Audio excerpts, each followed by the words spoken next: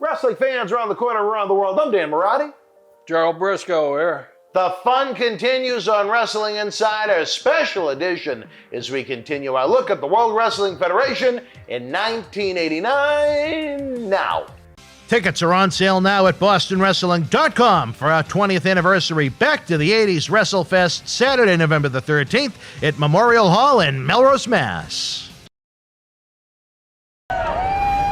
This is Mick Foley. This is Harley Race. This is Shelton Benjamin. This is Mr. Wonderful Paul Orndorff. This is the Monster Abyss. And this is Daniel Bryan. This is JBL, and you're watching the MWF. Be there live. Wrestling fans around the corner, around the world, welcome to Wrestling Insider Special Edition. Very happy to be joined by a man I have so much respect for, the one and only Gerald Brisco, whether it be his WWE Hall of Fame, his Wrestling Hall of Fame inductions, his Cauliflower Alley Club Awards, a man that has seen it all, done it all. He joined us for the first time WrestleMania 35 weekend in New York. He joined us for a seminar when he should have been in the hospital in Boston to show his dedication to the great sport. And one of the athletes that was in that seminar is now in WWE NXT, Christian Casanova. So, you know what? I always love hearing that. I do these seminars, and I do very few seminars because I'm very select on who I do seminars for. Because when I first started doing them, as you can imagine, I was requested by a lot of different people. I go, and there'd be guys that, come on. I mean, you number one, you're stealing their money by telling them that they could be professional wrestlers. And I hate working with people like that, and I'll only work with people like that maybe one time. And if I'm working with people like that, and I have a lot of students like that, I'll tell them, this guy's ripping you off, this guy's taking your money. And of course, it's the last time I go back there, but that's the reason I tell them that. And find yourself a reputable person. Find yourself somebody that's going to give you a fair time. Find somebody that's got connections that can get you seen by the right people. And like I said, I only do a few of them. I do some out in Iowa. I do some down in Oklahoma and Texas, and I do one for you, Dan. And because I do these, I do them for people who I know that's not going to take your money and run and hide. And I do them for people who know other people beside me and have connections that can get you seen out there. And I do them for good, honest people, and I don't want anybody listening to this that has aspirations of being a WWE star. I always tell these guys, the number one thing you got to be when you say, I want to be a WWE superstar, Monday night, Wednesday night, or Friday night, or Sunday night if there's a pay-per-view, turn on that TV, go to your favorite wrestler, take a mental picture of him and immediately go to the bathroom, take your shirt off and stand in front of that mirror and say, am I willing to put in the work to look like that guy I want to be just like on TV? And if the answer is yes, put in that work and find yourself an honest promoter, and he'll get in contact with somebody that can put you there because you'll have the dedication to deserve that. Well, to me, it was an honor to have you with us. It really was. I have all the respect in the world for you, for what you've done, what you've sacrificed in your life to make this sport just a little bit better and the people that you've influenced. And, you know, hopefully we get to do it again. I know we gotta try and pick the better times weather-wise to get you up there. It can be a little chilly compared to this beautiful locale that you have down here in Florida, but you know, just one of the great legends of the sport, and you're still willing to share with the next generation. And I think that says a lot. Well, it's just a passion that I have. I was handed a break. I was handed an opportunity, and I feel like I went out and made the best of it. I've been lucky. I had a brother that was an exceptional athlete that opened some doors for me, you know, and people can open doors for you, but you still got to walk through. For 50 some odd years, that door is not going to stay open because I was a brother of somebody. It's going to stay open because you're willing to put in the work and be the dedicated person that you are to get that opportunity. Right.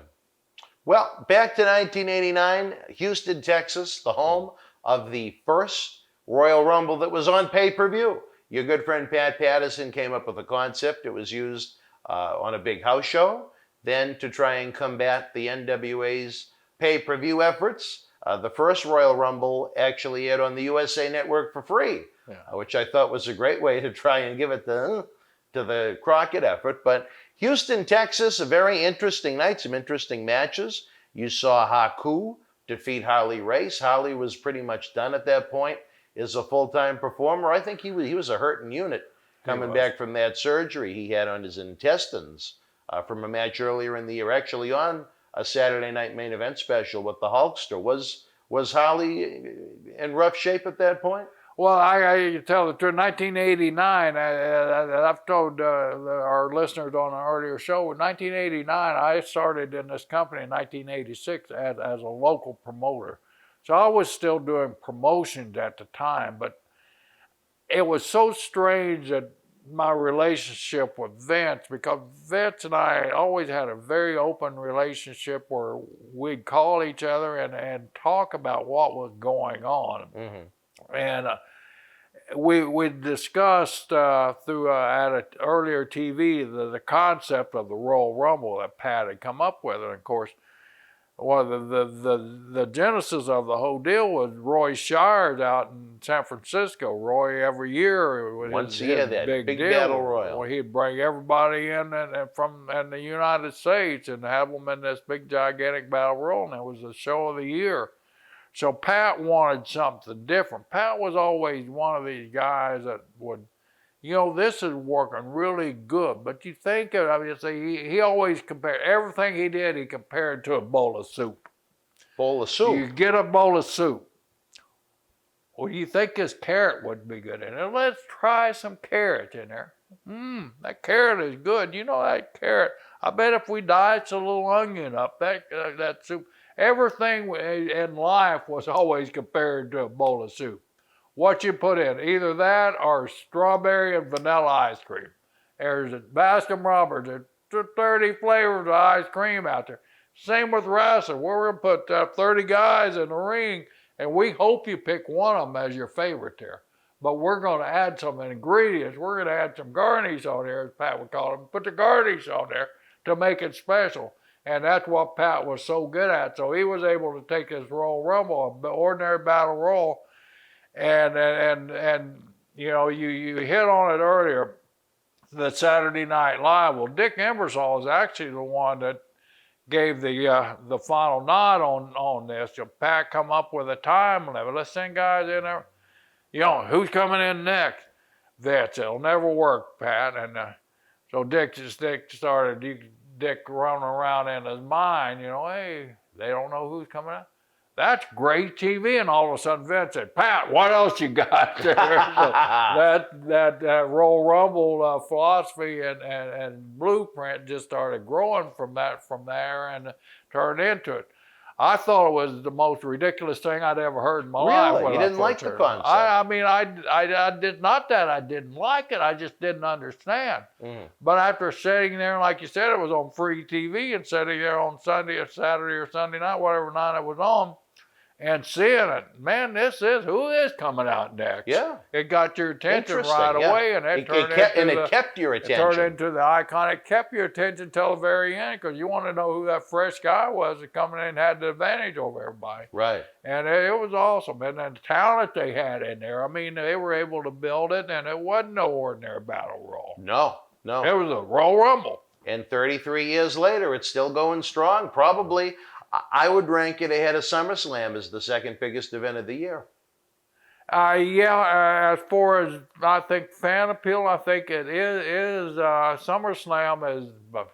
SummerSlam's hard to beat, brother. But I think, to me, I look forward to the Rumble each year, just a little bit more. SummerSlam's a lot of fun, but the Rumble, there's so much mystique that goes into it. Like you said, almost a mystery. Who's going to come out next? What's going to happen next? Where you have dual brands now in WWE. What title match are they going to choose? Are they going to go for the Universal Championship on SmackDown? Are they going to go for the WWE Championship on Raw. So it leads, there's a lot of different directions, a lot of different swerves that can be thrown at you. Look at, to me, I thought a great swerve was McIntyre for the Royal Rumble 2020. That wasn't, I didn't expect that at all. And I think they did an exceptional job with Drew McIntyre going over and with Lesnar just laying on the floor for several minutes. Drew, and you think back to the Madison Square Garden Royal Rumble where John Cena had been out. John Cena had been missing. And all of a sudden, Madison Square Garden,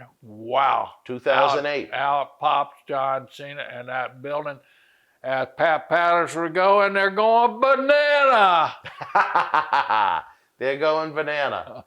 Yeah, I'm just something to look forward to every year. Hopefully, 2022, we'll be back to a Royal Rumble with a big stadium crowd again, because I really like the concept they had the past few years pre-corona when they went to where the Houston Astros play, the Arizona Diamondbacks. It was really, you weren't going to get an 80,000 people like you would for WrestleMania, but you could get a good 40 that would still attend, and it was magnificent, I thought.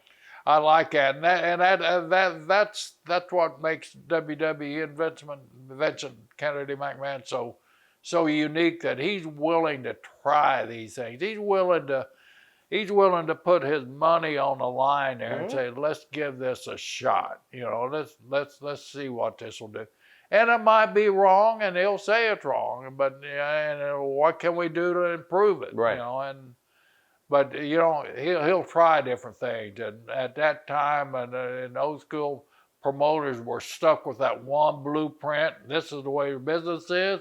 The way business been since 1832, and this is the way business will be forever. And Vince McMahon took the reign and said, no, it's going to be different. And he continues even in this day as we speak in 2021 to try and recreate that wheel, sometimes for the better. Sometimes fans may not like it as much, but there's always an attempt to try and increase that. I know we're talking about it in 1989, but 2021 WrestleMania, I don't know about everybody out there, but I had a ball. I was able to finally watch a pay-per-view, a WrestleMania, without having any type of pressures, any type of thought process, except to enjoy what was in front of me. I love the 2-night process. I love the 7-8 matches a night because you're not rushed. You're not exhausted as a fan when you're walking out of there. And night number 2 was as equally entertaining and suspenseful.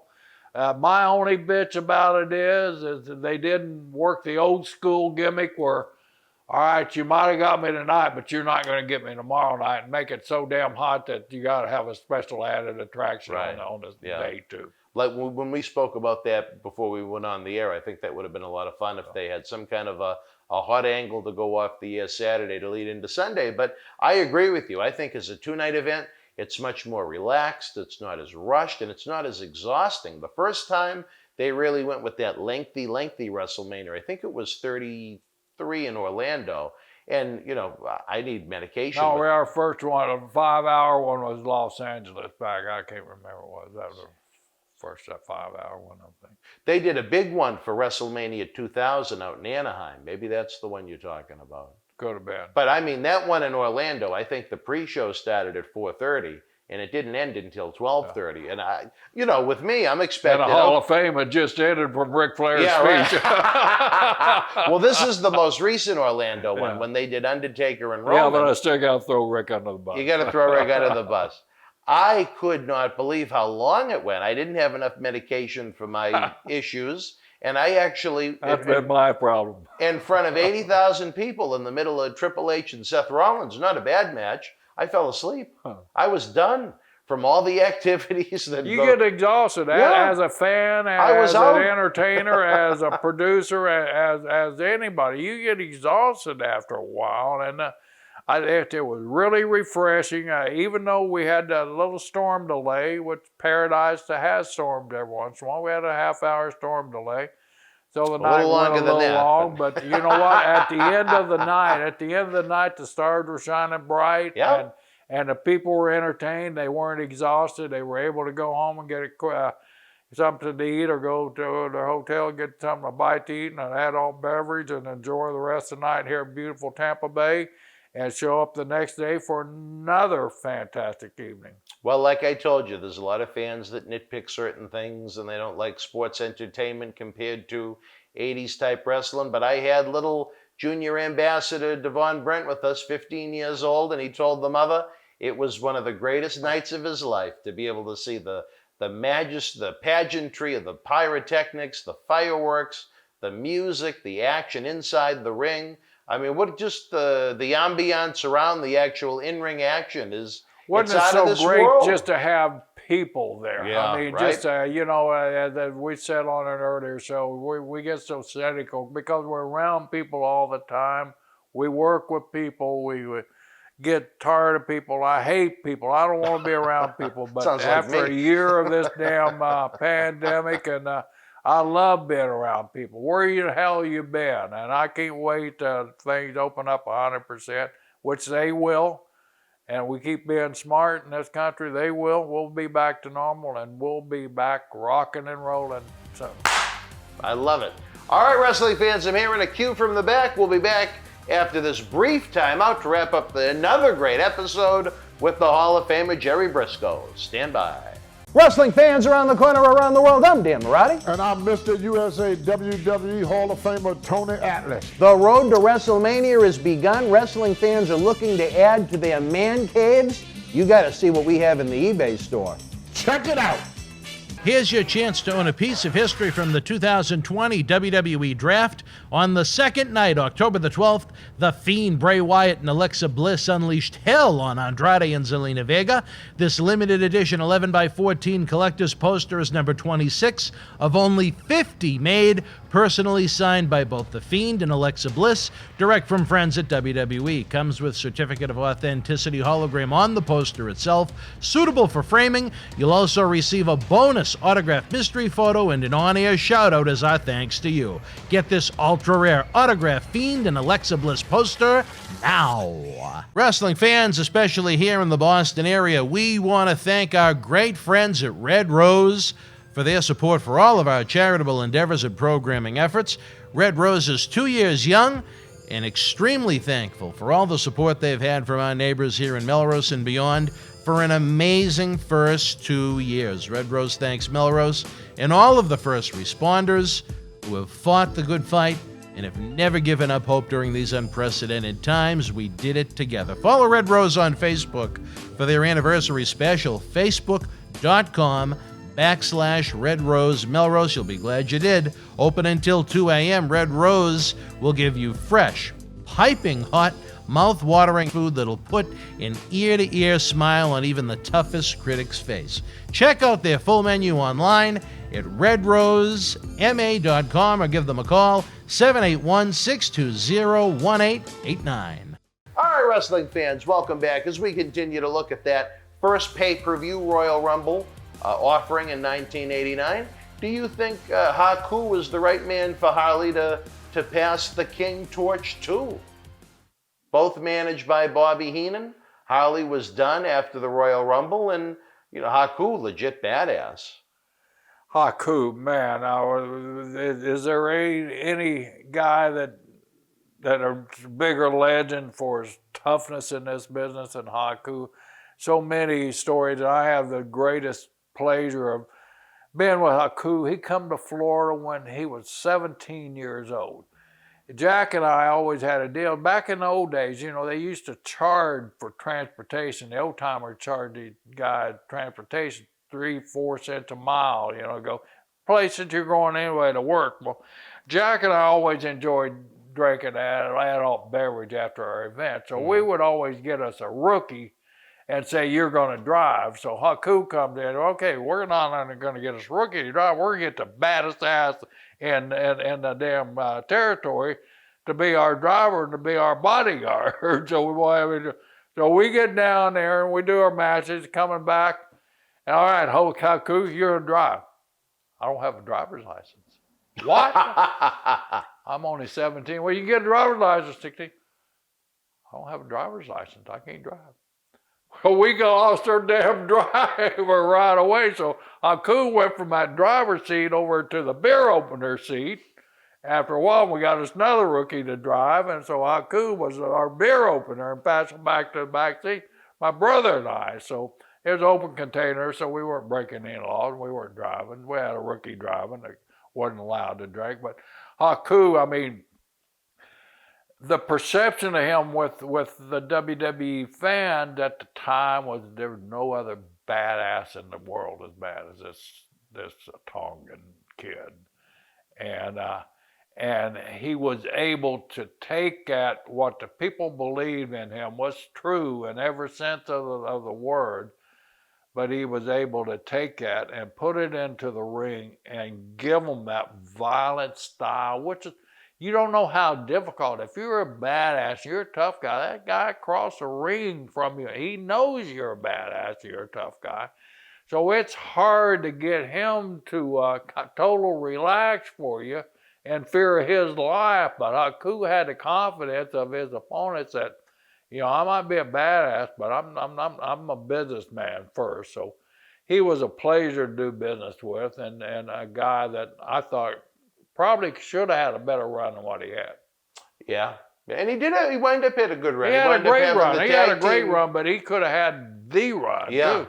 And nobody would have bitched about it. If they used him to his real life capability, maybe is the way to look at it, because that is who was going to take him out. Yeah. I mean, and you look at you could hook just about anyone other than maybe Glantz over there I would with his try, grappling background. But do you think you could have taken Haku in your prime? I could have taken him to the local bar, yeah. Well, so obviously a good choice, but was it sad to see the deterioration in the end of Harley as an in-ring wrestler that contributed so much to our sport? You know, you put yourself in my shoes. I'd seen Harley. I mean, when I first started in the business, 1965, one of the old traditions of the business, you know, I broke in Oklahoma. The Kansas City territory was 140 miles away from office.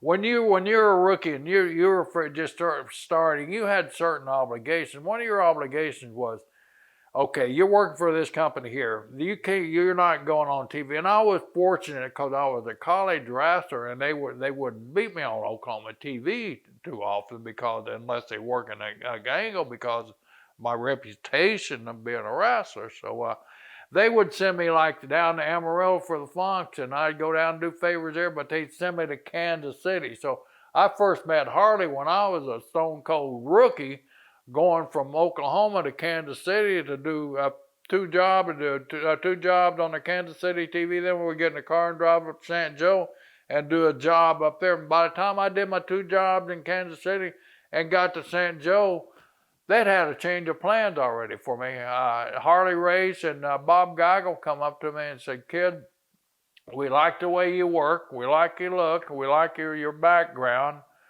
Said, you're going to work with Pat O'Connor now." Well, Pat O'Connor was my hero. Wow. And he said, "You're going to go 10-minute draw." I said, "How's he not going to beat me?" Because you were blown away.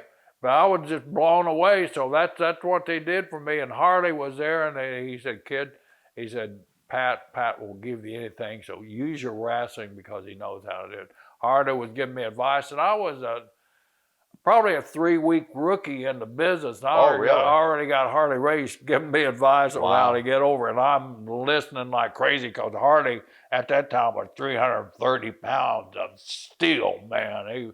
He looked the part. Unbelievable. But I mean, we had Harley in the studio.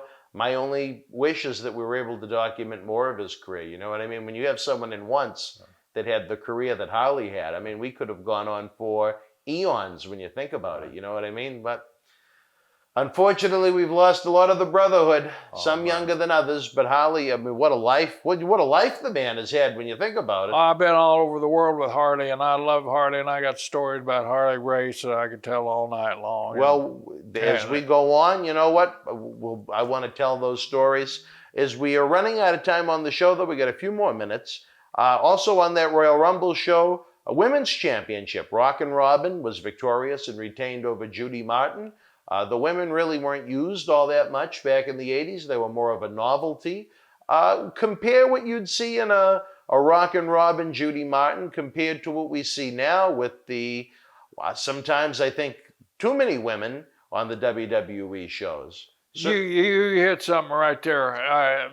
To me, that was the old coming in against the new. Judy Martin. Judy Martin was an old moolah girl. She wasn't old at the time. Judy was still in her prime, but Judy Martin was a moolah girl. They'd come from the old school work. And Rockin' Robin was a new school type women's athlete that we hadn't seen before, more with the entertainment and the entrances and all that.